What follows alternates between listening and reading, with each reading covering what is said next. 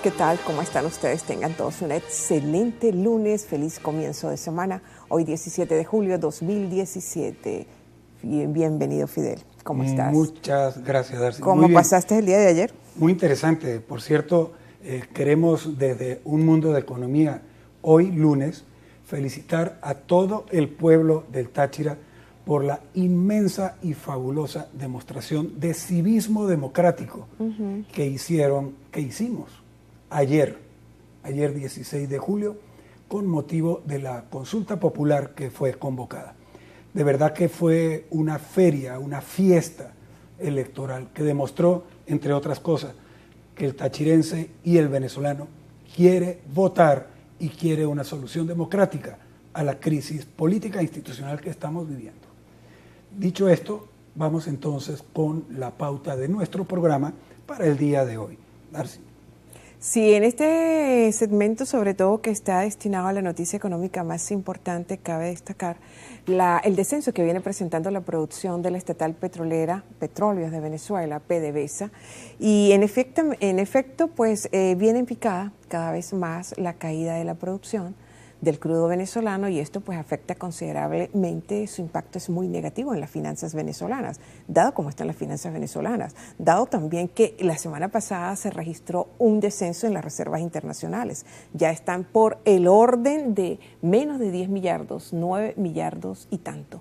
Por lo tanto, este descenso en la producción del crudo venezolano reportado por la Organización de los Países Exportadores de Petróleo, OPEP, el mes pasado fue de 2,15 millones de barriles diarios, en comparación con el mes anterior, es decir, con el mes de junio. Este fue un reporte publicado el pasado viernes 13 de julio. La producción pues sigue en descenso, PDVSA no ha tenido la posibilidad de ir recuperando producción, y tampoco no es porque haya acatado los recortes de producción impuestos por la OPEP como una medida de mercado petrolero para ir recuperando el precio del crudo en los mercados internacionales.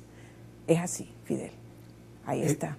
Es que es así. Y de hecho, en la última década, PDVSA ha perdido más de 1 millón de barriles de petróleo diarios de producción, cayendo su producción de unos 3.300.000 barriles a los montos que se están reportando en este mes de julio, referido, por supuesto, al cierre de producción del mes de junio 2017, de acuerdo con los datos aportados por diferentes organismos. Allí hay que resaltar el dato primario o fundamental, que es el que reporta la Organización de Países Exportadores de Petróleo. Según OPEP, en comparación con el 2015, la producción de PDVSA cayó 500.000 de barriles por día en comparación a la misma fecha, estamos hablando de mayo, junio 2015. Hace 2 años se enviaba en promedio unos 2.65 millones de barriles diarios. En la actualidad, el bombeo es de 2.15 millones de barriles diarios. Ahí están los 500.000 barriles. Eso en cuanto a los datos del OPEP.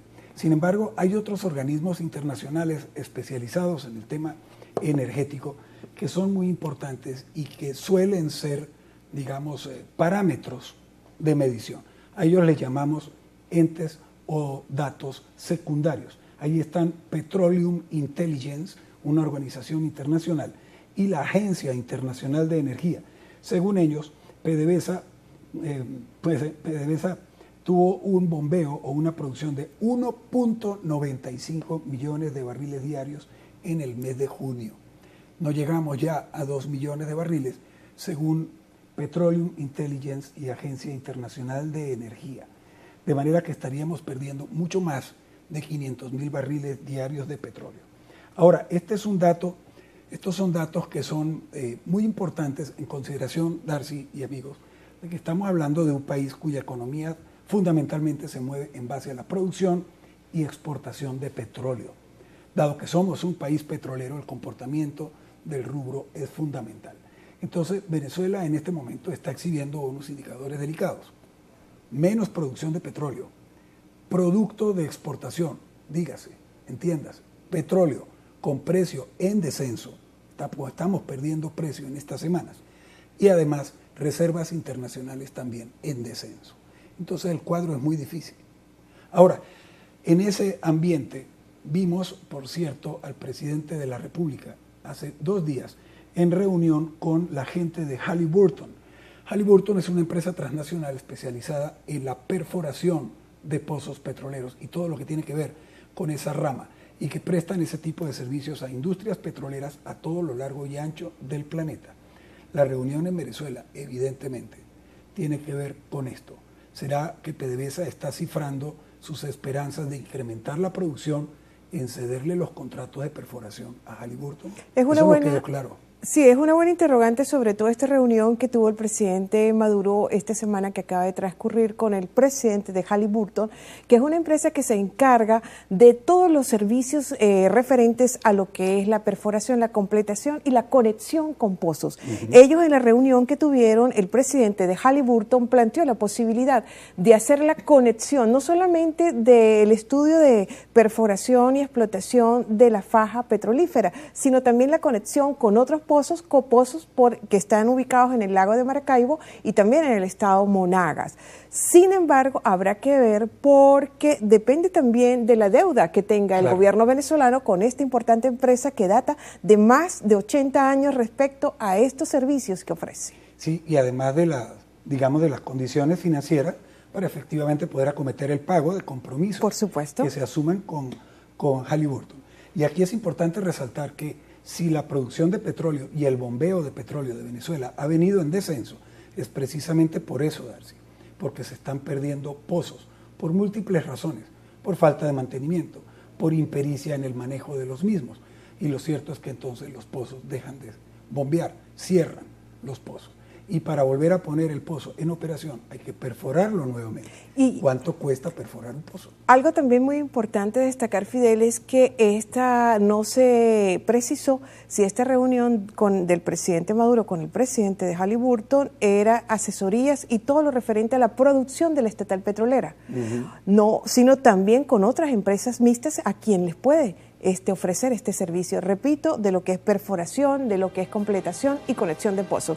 Vamos a dejarle una importante reflexión a ustedes sobre un comentario que hizo el gobernador José Gregorio Bielma Mora, que es cuando el gobernador Bielma Mora anuncia públicamente, y eso yo lo oí el pasado viernes 7 de julio, en un noticiero, por cierto, en un canal privado, que aquel que no vote el 30 de julio en la Constituyente, pues no tendrá derecho a solicitar el dólar DICON. Esta declaración pues pone en evidencia, entre tantas cosas lamentables en un gobernante, la discrecionalidad con que esta administración le confiere a sus representantes. El gobernador Bielma Mora hace la amenaza o advertencia.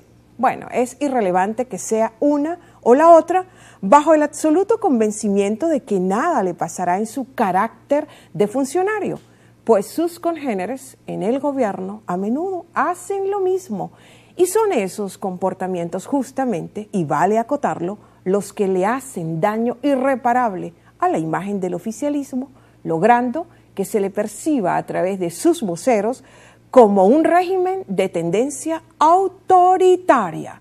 Con esta reflexión, nosotros vamos a unos compromisos comerciales y enseguida regresaremos con más de Un Mundo de Economía por aquí, por su televisora del Táchira.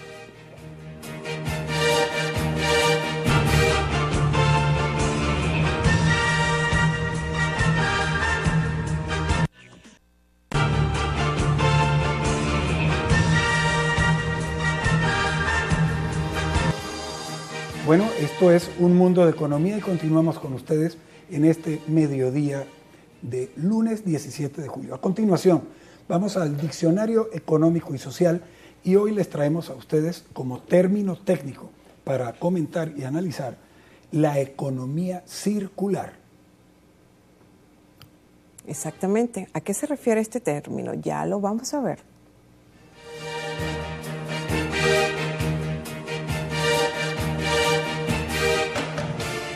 La economía circular es la disciplina económica en donde predomina la propensión a reducir tanto los materiales a transformar como los desechos de carácter virgen, tomándose estos desechos como otro tipo de producción. Es decir, las energías que se emplean en los procesos productivos, de tomarlas transformarlas y desecharlas, se emplean con el propósito economicista de reducirlas para reparar y regenerar, cerrando los flujos energéticos al máximo posible. La visión que priva en este tipo de economía es la de tomar la economía y el medio ambiente como un sistema cerrado. Gracias a esta visión, los ingenieros económicos, por ejemplo, pueden practicar la diversidad y la resiliencia en términos de rendimiento. Por último, esta economía comienza a desarrollarse en los años 80 con David Pearce, británico seguidor del transhumanismo, y de Kerry Turner, quien es estadounidense, cultor de la tecnoética. Los principales temas de esta economía son, entre otros, análisis de ciclos de vida, brecha metabólica, consumo colaborativo, dinámica de sistemas y metabolismo social. Nosotros acá, en Un Mundo de Economía, creemos que la economía circular está llamada a ser, por su enfoque restaurativo, resiliente y sistémico, el modelo de la economía dominante en un futuro muy, muy cercano. Hasta aquí este término. Qué interesante, Darcy, lo de la economía circular, porque directamente tiene que ver, el nombre lo indica, tiene que ver con recirculación de los recursos, recirculación de todo el proceso productivo para, evidentemente, incrementar con ello la eficiencia de ese proceso, porque efectivamente eso es lo que persigue. ¿Qué persigue la economía circular?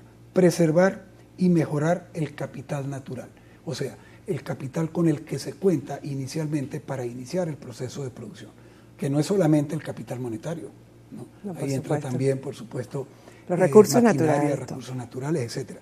Pero entonces, al tú recircular, al reutilizar, al, digamos, replanificar el manejo de los desechos, entonces tú estás convirtiendo esos desechos precisamente en recursos y estás aumentando la eficiencia. Optimizar también el uso precisamente de esos recursos es evidente, porque estás aumentando con este tipo de economía el uso, el manejo y la existencia de estos recursos para la producción. Y por último, evidente, es incrementar la eficacia y la eficiencia, las dos cosas, del sistema de producción como tal, y obtener en consecuencia más volumen de producción con menores costos y en lo posible con mejor calidad. Sobre todo menos costos ambientales. Son tres principios fundamentales muy importantes que tú acabas de mencionar sobre la economía circular. Así es. Y dicho esto, y en circulación, nos vamos a un corte comercial y regresaremos nuevamente con Táchira y su economía para analizar una situación de iliquidez de líquido que nos ha estado afectando en el Táchira en estos últimos días. Ya venimos.